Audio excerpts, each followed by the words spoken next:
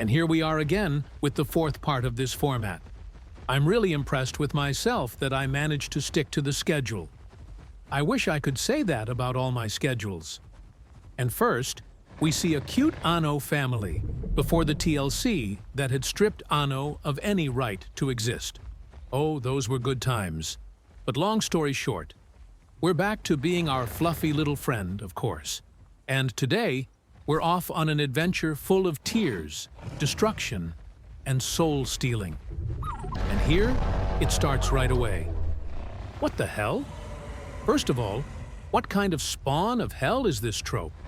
And why doesn't the Anno swim ashore? Did he just throw someone into the water who wanted to log out? Can we please do a personality test for the servers? Thank God the Anno really disappeared and didn't die. My God, this gameplay is already off to a good start. But then I got a bit bored, despite all the horror. So I set off to find something interesting. A task. A reason to exist. Something. And then this message. The chat was also quite animated. Some noticed a change in their lives. The sky parted and flying pigs returned to Earth. We could see the blind and hear the deaf again. A true paradise opened up. That is why I also decided to fill my womb with children to give birth to them in this benevolent world. So I immediately began to build a beautiful nest of cozy branches and roots. And then looked for a few offspring that I wanted to raise with as much love and fervor as this message had previously conveyed to me. People didn't know what Bona was, but I found a lot of empathy or enthusiasm in the chat.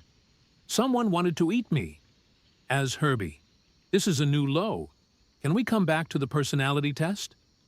But then someone found me. My first child. I was full of expectation and anticipation, and even another parent. Wow, my luck couldn't be more perfect. Now we would at least be a small family and could raise our young one. I was really happy. And then the happiness was over. I don't know if he crashed and just never came back, or if he thought, I'll take this little Bona heart and smash it with my little baby Bona feet. In any case, the little family was history. At least my teammate arrived in the meantime, and I still had hope that it would at least be a bit more interesting with the two of us. Then an Alio turned up, then a young T-Rex, and then my mate said goodbye again. Maybe I should just uninstall this game, so I decided to equip a new skin, because that is surely the solution to my problems. I'll buy myself something nice. And so I walked through Grand Plains for almost half an hour, and nothing happened.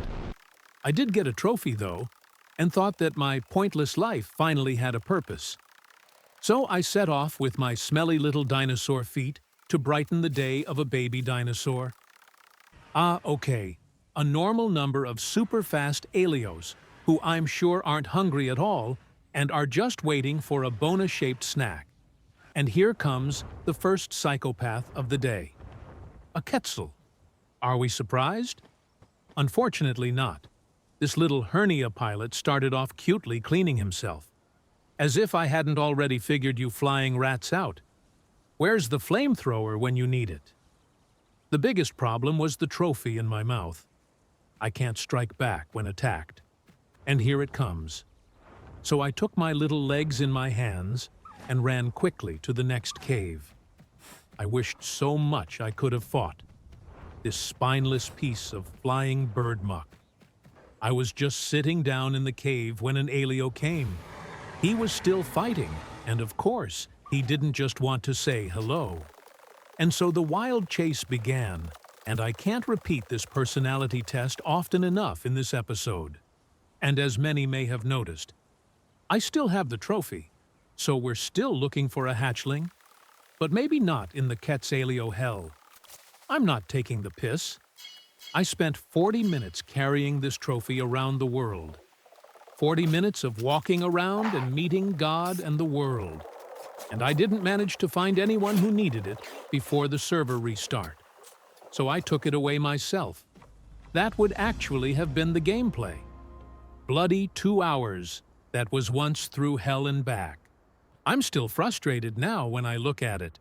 So, let's just move on to the next day. New day, new luck, and we start exactly where yesterday ended, in the cave of sorrow and lost dreams. At least this time I immediately had a teammate who I knew wouldn't shit on my head and then dump me. Unfortunately, nothing happened again for ages, and then there was only drama again. A Croce came to us and asked us to kill him. That's a perfectly normal request. After we refused, it threw itself off a cliff. I even offered him food to hunt, as he thought he would starve anyway. A completely normal reaction. Happens to me every day, too. Instead of trying to survive, I throw myself off a cliff. Herondil was back in the party, and it was to be the last time. In the meantime, I had received a trophy and found someone in the chat who needed it. As Mission is not exactly a speed rocket with his APA, I decided to set off myself. At first I thought the person wanted to meet in the desolated pass and ran there from the savannah. But then it turned out that the person was waiting for me in the HT. So I ran all the way back to deliver the trophy.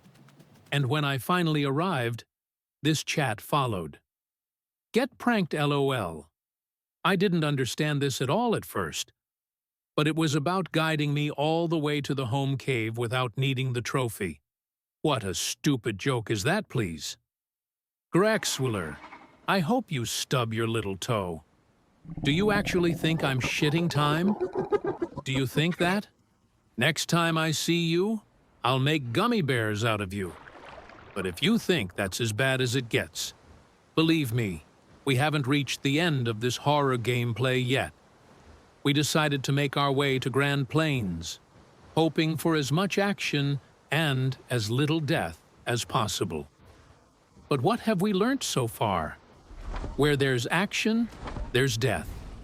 And when I look at this gameplay and see how Herondil tried to support me and then tried to heal me with his little licks, I'm almost a little wistful that he ghosted me afterwards. And now, the first real fight breaks out in this game where I'm not prevented from doing something. Unfortunately, 2 arrows don't do too little damage, and so the fight was really not easy to fight. In the meantime, Mission took a little drinks break, because we all know how important it is to stay hydrated in weather like this, and Herondil fell. Not too sad in retrospect, but oh well. Life didn't want to give us 3 seconds of rest either. And despite the fact that I reacted so well, we weren't spared. The Capro attacked us, and in the end, I got the short end of the stick. How many of you would have dropped out by now? I mean, so much negativity in one video is insane. Do you at least have biscuits or crisps to calm your nerves? I tried to do some questing on the way back so as not to return to the lion's den completely defenseless. Maybe, just maybe, we old fish brains should have just changed the POI. But don't worry. The consequences for this incredibly clever decision are once again mine. I don't blame the 2 of them. The Megs were just extremely stubborn. Waffle had already left the group by then, leaving Mission and Herondil. We found each other again at dawn. I had a few berries in between, and then continued questing. However, I soon noticed other players, and was once again only sub-adult. Was this to be my new life? After all, becoming a sub-adult and then dying again? But no, this time I only helped out as an assistant and hid when things got dicey. But don't worry, the game has a solution for such moments. Critter. Yes, my dear friends, we see correctly. I died again, so it doesn't seem to matter whether I'm actively fighting or making a sandwich. Somehow I still die again. Still full of hope for this game. And questing again.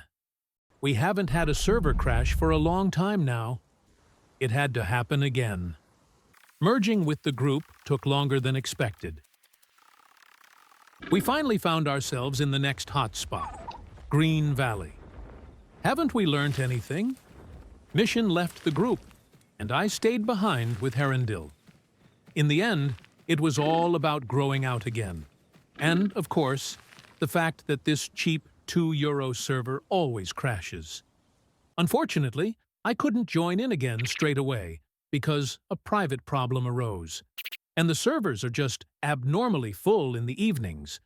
So I tried to get into the server for almost 45 minutes. And this is where Herondil got weird. I don't know if he was waiting on Dried Lake or not, but he got angry that I didn't switch to another server. When I finally made it, we went back into a group, but he left me more or less alone. You can form your own opinion on who is the AO. Astruthi added a new member to our group, and I hoped that our interaction would be more harmonious from now on. And while I was watching the moon, I was gripped again. I'm happy to admit it here. That was stupid. Why am I looking at the moon in a hot spot? After I died, Herondil logged out. He was never seen again. After a while, the Struthi also left the group. And there I was, after 4 deaths and completely alone. But the server knew how to comfort me. And so I simply started questing again. And even though I really wanted to grow my Bona out again, I was just really annoyed. It can't always go well, but this time it went really abnormally badly. Thanks to Herondil for making my day even worse with his behavior. But it can only get better from here, can't it?